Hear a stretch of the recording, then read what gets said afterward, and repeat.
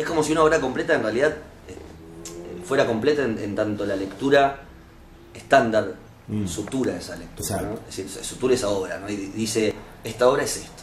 O sea, no estos libros, sino esta lectura de estos libros.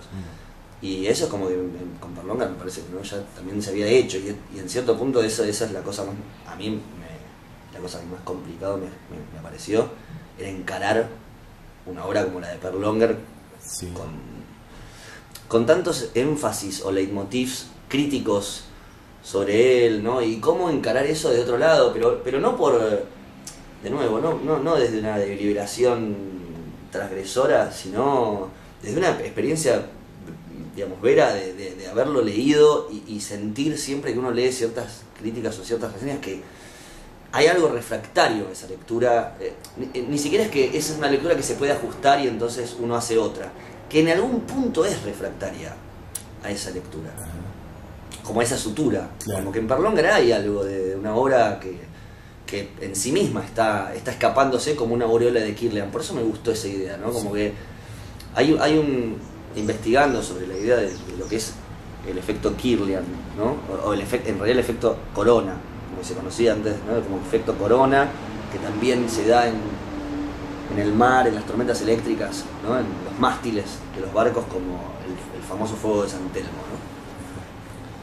Y me entero que en los cables de alta tensión, en ciertos cables de alta tensión, en ciertas antenas, se ponen unos dispositivos llamados anillos anticorona, ¿no? Se les llama así, ¿no? Son como unos anillitos que aparecen, ¿no? Mirá la foto, que lo que hacen en cierto punto, no entendí del todo desde el punto de vista eléctrico cómo funcionan, pero sí, lo que sí entendí, que era lo único que me interesaba entender a fines del ensayo, era que generan una distribución homogénea de las intensidades. Clarísimo. Me pareció como, digo... esa mente es la misma que inventó la otra restricción. Digamos. Claro, no es una metáfora. No, sí. No es una metáfora. No es que si uno dice ciertos críticos aplican anillos anticorona, ¿no? Claro. No es una metáfora, porque en cierto punto funcionalista están cumpliendo la misma función. Además, otras herramientas que tienen. Tal cual, además en relación a la circulación del lenguaje en tanto energía. Exacto. Y eso tampoco es con efectos sobre una la materia. Claro, exactamente. Eso tampoco es una metáfora, porque digo, hablar de corriente de agua, corriente de aire, corriente eléctrica, ¿no? Corriente de palabras, esa corriente, digamos, está unando de modo diferencial algo que no es una comparación entre objetos o sentidos cerrados, ¿no? Y entonces luego yo comparo, pero siempre teniendo una especie de sentido propio y un sentido figurado, ¿no? Eso es una inmovilización del funcionamiento del sentido y del lenguaje y de las cosas que me parece nefasta, ¿no? O sea, que tuvo consecuencias terribles, y no me parece que sea un problema de la lingüística ni un problema de la ontología. Me parece que es un problema de la perceptiva, de una semiótica perceptiva, ¿no? Para vos, ¿cuáles serían esas complicaciones, esos problemas que suscitaron? O sea, ¿a qué niveles? Y primero, o la más obvia, es que este tipo de ansias undísonas, como aureolas de Kirlian, terminan siendo reducidas a una especie de doble captura, ¿no? De que todo lo que yo puedo registrar se reduce al texto o al contexto, ¿no? Es como, o al orden enunciativo y al orden de realidad, ¿no? O al lenguaje entendido de cierta manera y al estado de cosas, ¿no? Es como si fueran las únicas dos posibilidades de clasificar la experiencia, ¿no?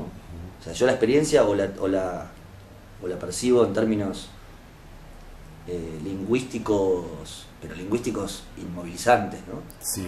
O la percibo como estados de cosas, ¿no? Fijos, que en la medida en que esos estados de cosas no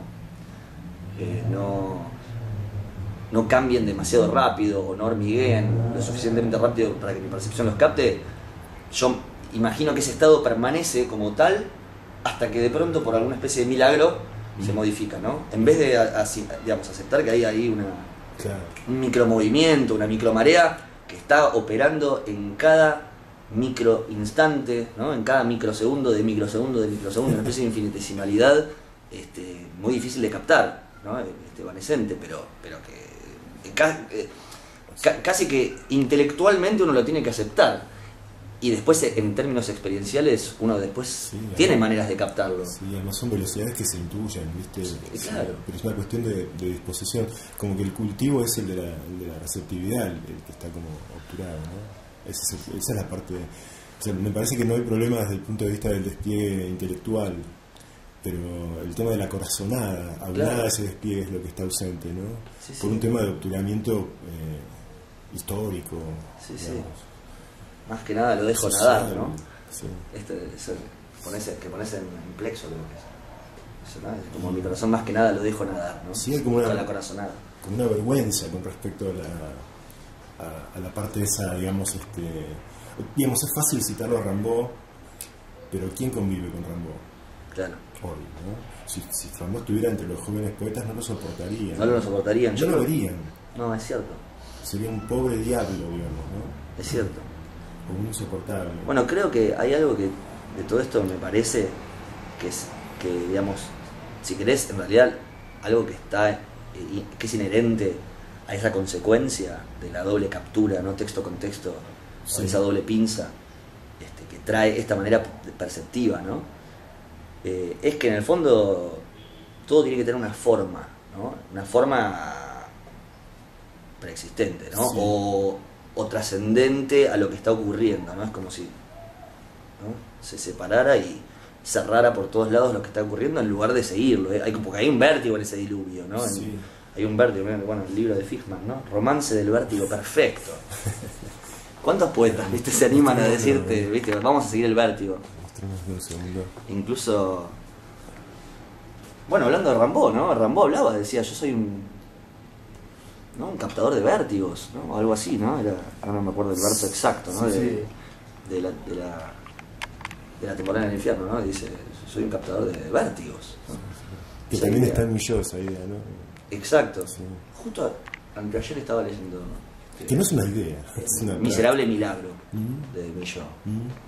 Libro también, ¿no? Ahí evidentemente había un tipo que no tenía ningún tipo de escrúpulo a la hora de seguir, no sé, todas esas micropercepciones, ¿no? Toda esa marea de percepciones moleculares. Sí. Que es notable en él, ¿no? En Millot esa persistencia a lo largo de toda su vida en una investigación que tan poco espacio, entre comillas, le dio a la representación, digamos, figural, pero que asimismo como poco se indagó un universo en expansión, digamos, que tiene que ver con la aventura molecular que algunas veces hablamos, también con Nata, ¿no? Que es curiosísimo ese lugar, ¿no? Y que es una incitación a múltiples, infinitas investigaciones personales, ¿no? Sí. Que no pasan por un estilo de escritura. No, es que de hecho algo que me sorprende en Millot, por ejemplo, hablando de poetas, es esa capacidad que tiene de que su estilo en cada libro, en cada texto, ¿no? Se adapta a lo que está haciendo, a lo que lo está arrastrando, ¿no? Sí. Es decir, se adapta a esa geodésica, no trata de imponerle algo. Es decir, puede tener versos como esos pequeños poemas como Mi vida, ¿no? Sí. Mi vida, ¿qué has hecho de mi vida? O de pronto se mete con una prosa poética al estilo de Miserable Milagro o textos como El infinito turbulento, ¿no? Y se mete con esa percepción, digamos, propiciada por, digamos, puede estarlo o no, propiciada por la mescalina o el peyote o demás, pero que eso también lo ves en su poesía más allá de ese anclaje, ¿no? Por supuesto. Pero igual me impresiona esas cosas que él de pronto, vos estás leyendo Miserable Milagro y de pronto él encara, por ejemplo, el blanco. Él en un momento viene hablando de todas estas percepciones expansivas y escaleras y cosas que se estiran, ¿no? Y se multiplican al infinito. Tiene esta cosa con el infinito, sí. ¿No? O lo infinitesimal, con este vértigo. Muy escheriano también, muy primo de eso, ¿no? Es cierto, hay como un Escher en Millot, es cierto. Hay un mandala extraño que lo va trazando, muy irregular, eso sí. Muy irregular, ¿no? Tiene esa cosa que de pronto aparecen Himalayas, esa máquina de Himalayar, dice en un momento. Esas cosas, y él de pronto dice máquina de Himalayar sin ningún escrúpulo.